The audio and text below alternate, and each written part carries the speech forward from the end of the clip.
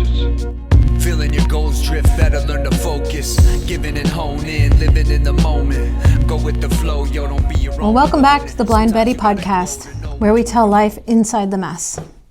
Today is a big one because I want to talk about retinitis pigmentosa.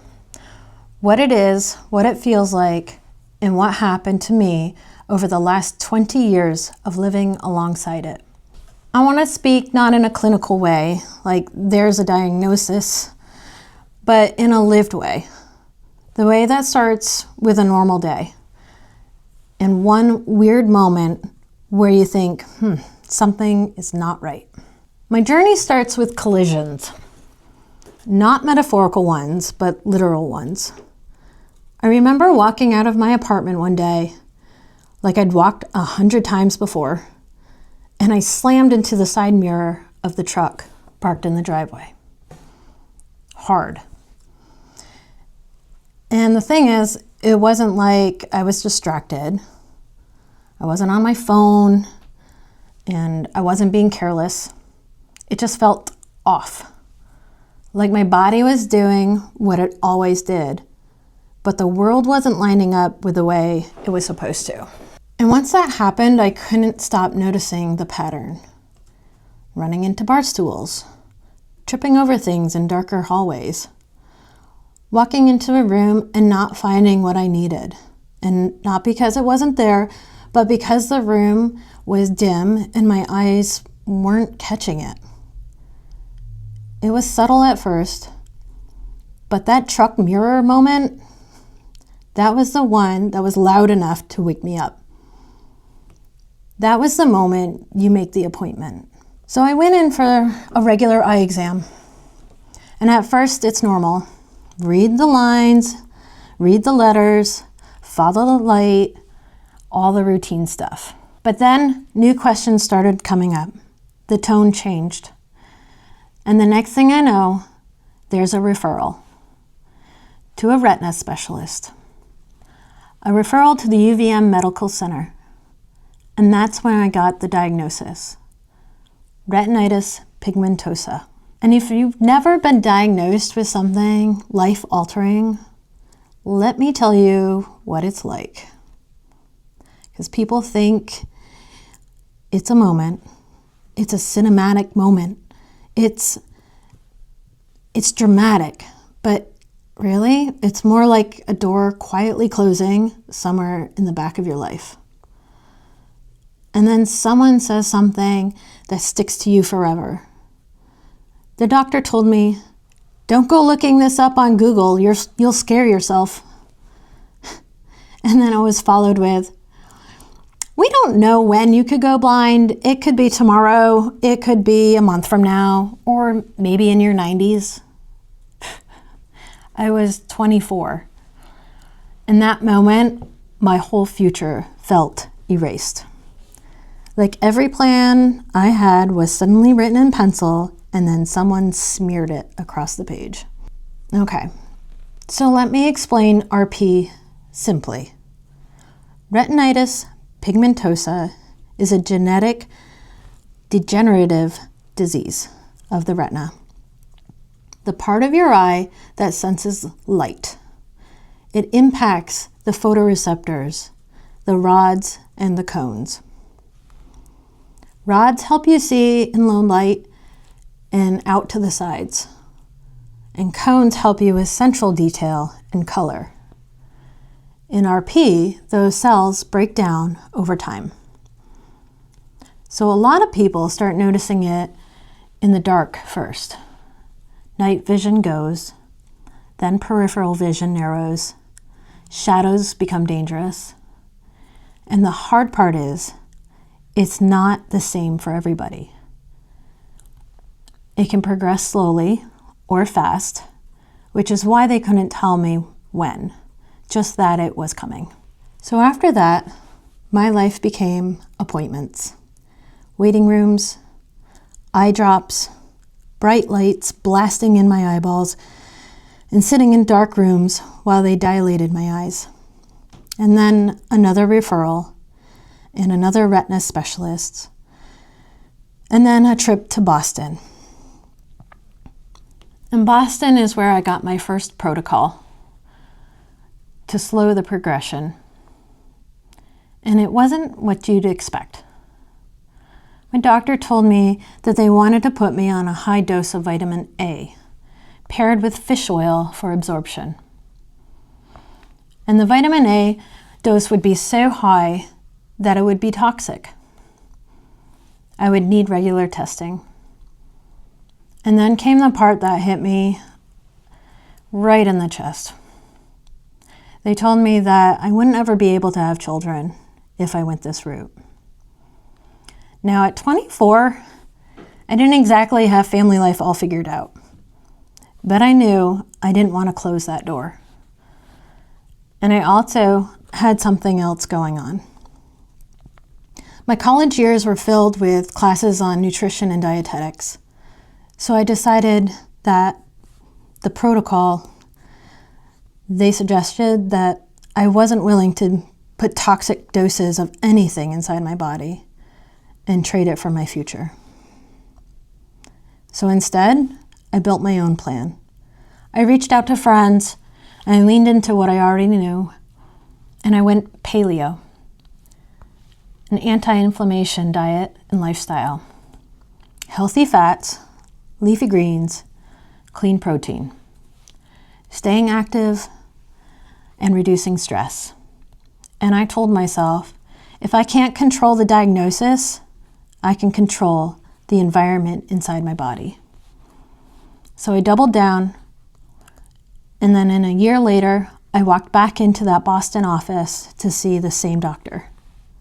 The test results were remarkable. No progression, no sight loss, and the doctor said, just keep doing what you're doing. So another year went by, and I went back down to Boston again and got the same results. Again, the doctor said, remarkable, and keep doing what you're doing. And I want to pause here because this part matters. That didn't mean I was cured. It meant that I bought time, and time was everything. So even when those test results stayed steady, I started changing how I moved through my day. And it was quiet. I rearranged my closet so that my clothes were aligned and I could pick out my outfits without searching. I memorized where the dishes were in the kitchen, where the money sat in my wallet, and I counted steps through the hallways onto the staircase. I started moving differently through space, hands out, steps a little higher, and sound guiding me. I didn't call it adaptation at the time. I just adjusted, because that's what you do when you're trying to keep your lifestyle normal. What I didn't realize then was that I also had something alongside RP, cystoid macular edema. So basically, they were fluid-filled cyst-like swelling in the macular area that can create distortions in vision. And for me, it showed up like black dots. And on snowy mountain days, riding, it was more apparent than ever. It felt like playing Pong in my eyeballs. The dots just bouncing around back and forth. The only way to reduce the swelling was to take a medication called Diamox. And I am not exaggerating when I say it was the worst medication I had ever been on. You know that feeling of pins and needles when your hands or your arm fall asleep and then it starts to wake back up? That was my whole body, all day, all night. And carbonation tasted metallic. And as an athlete, someone who moves consistently, it felt like a cruel trade. Feel terrible all the time just so I could see a little more clearly. Surgery wasn't an option. The retina is like wet tissue paper. Too risky, too fragile. So I stayed in this balancing act. Now fast forward 10 years, okay? And then remember the doctor that said, you won't ever be able to have children if you take this protocol. Well, at 34, I had a healthy baby girl. Leading up to pregnancy, I stopped taking Diamox. And throughout pregnancy, something wild happened. Because blood flow was supporting growing life, the cysts disappeared. Clear vision, no black dots. I kept up with appointments, and the RP progression stayed steady. Limited, yes, but not the cliff that they warned me about at 24. And then came 2023. A rainy day in the fall. I was driving home, a turn I took every day, and I drove off the road. Not because I was reckless, but because the dark had finally changed. And that same feeling came back, the one from the truck mirror years earlier. Something's not right. Appointments made, and a trip back to Boston. Test results were clear. I had lost my ability to drive at night. And if you live in Vermont, you understand what that means. Winter is dark most of the day. Driving to and from work requires it. It's not just losing a convenience, it's losing freedom. My doctor said, again, how remarkable it was that I had held it off for nearly 20 years through diet and lifestyle. But the cones and rods had broken down enough that life was changing. So I adapted again. I planned more. I asked for more help with driving at night, which for me is not easy. And here's another part that always messed with my head. RP is hereditary. You usually see it in grandparents, aunts, uncles, sometimes siblings. Not one person in my family has it. Not a single person. So why me? Why was I the one carrying this gene? It made it so hard for me to make sense of. It was so hard to accept. In 2024, I went to a doctor for some blood work. And the reasons weren't for my eyes at first. I'm an athlete. I strength train at least 4 times a week. But suddenly, I couldn't recover. Soreness for days, deep fatigue. I was depleted. It wasn't normal. And I live by the phrase, test, don't guess. So after months of testing, the results came back. My body wasn't absorbing vitamins and minerals properly. No methylation. Supplements weren't doing anything. Nutrients weren't getting in. My muscles were not repairing, and I was depleted. And I'll go deeper into this on another episode because the content does matter. I'd been living in fight or flight for years.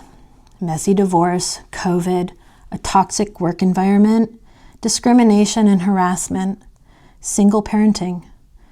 And through it all, the gym saved me. It gave me a way to move pain through my body without reaching for something destructive. So after those blood work results, a coworker sent me a short podcast. It was about 5 minutes.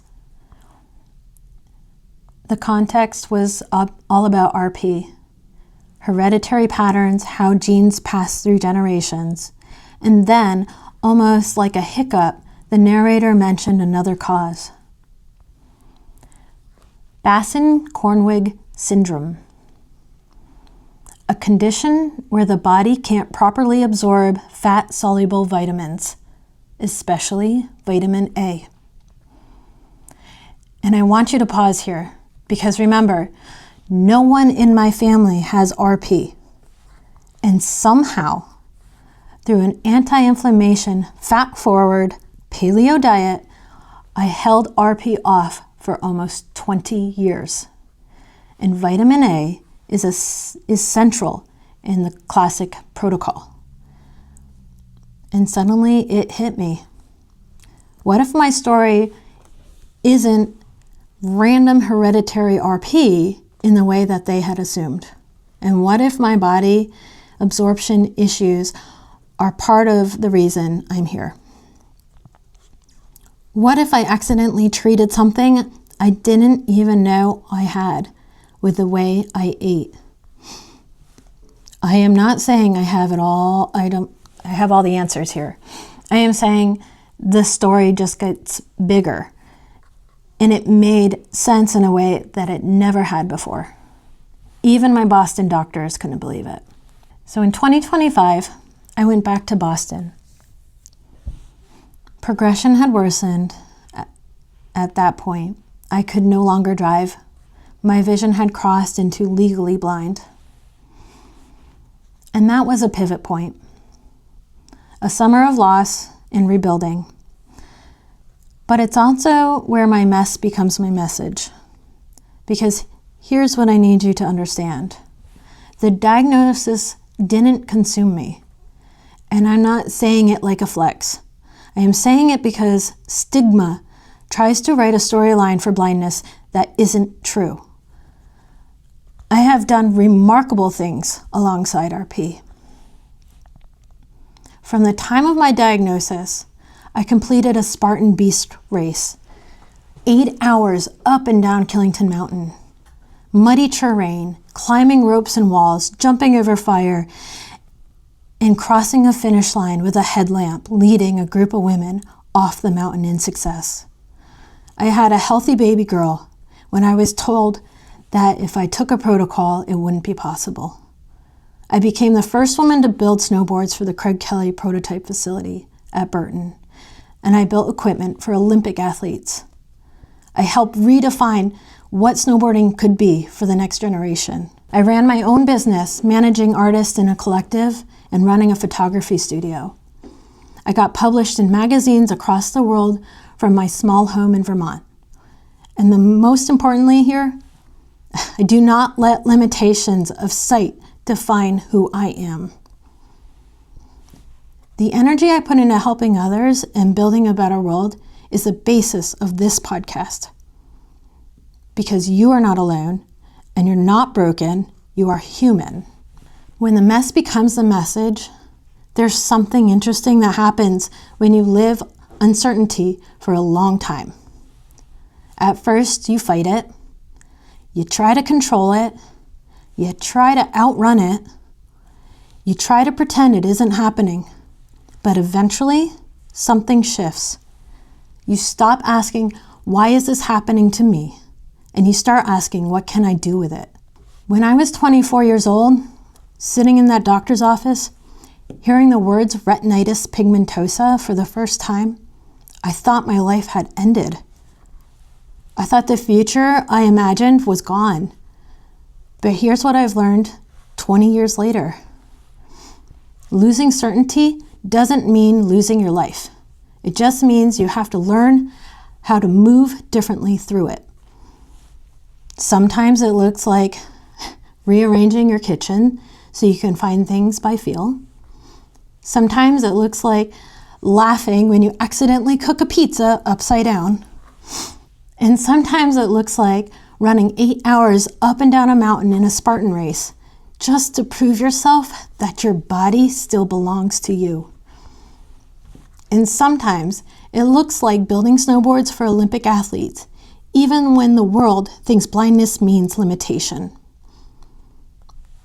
What I didn't realize when this journey began is that the diagnosis wasn't the end of my story. It was the beginning of my awareness. Blindness didn't shrink my world, it sharpened my attention. It taught me to listen more carefully, to move with intention, to appreciate moments that most people rush past. And yes, there's been loss, but there's also been life. A daughter, a career, a body that climbs mountains, and a voice that now gets to share this story.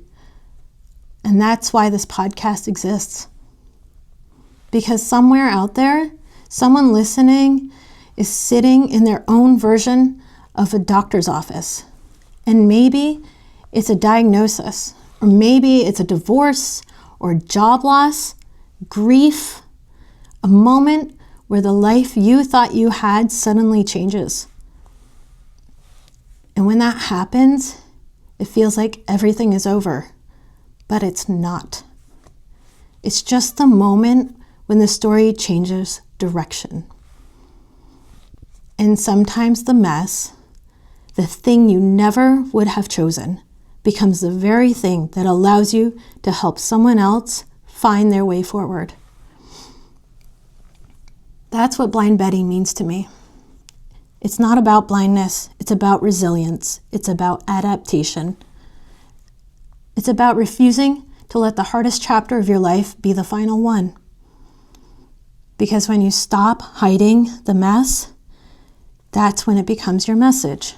And if you're listening right now, wondering whether you're strong enough to face whatever life has handed you, I promise you this: you are.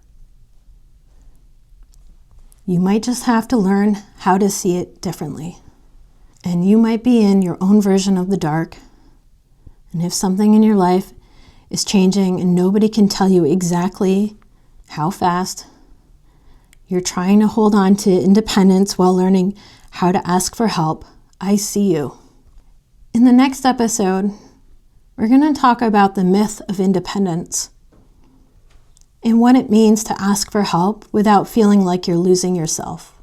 And this is Bridget with Blind Betty Podcast, and thanks for being here. Feeling your goals drift, better learn to focus. Giving and hone in, living in the moment. Go with the flow, yo, don't be your own opponent. Sometimes you gotta grow to know which way you're rolling.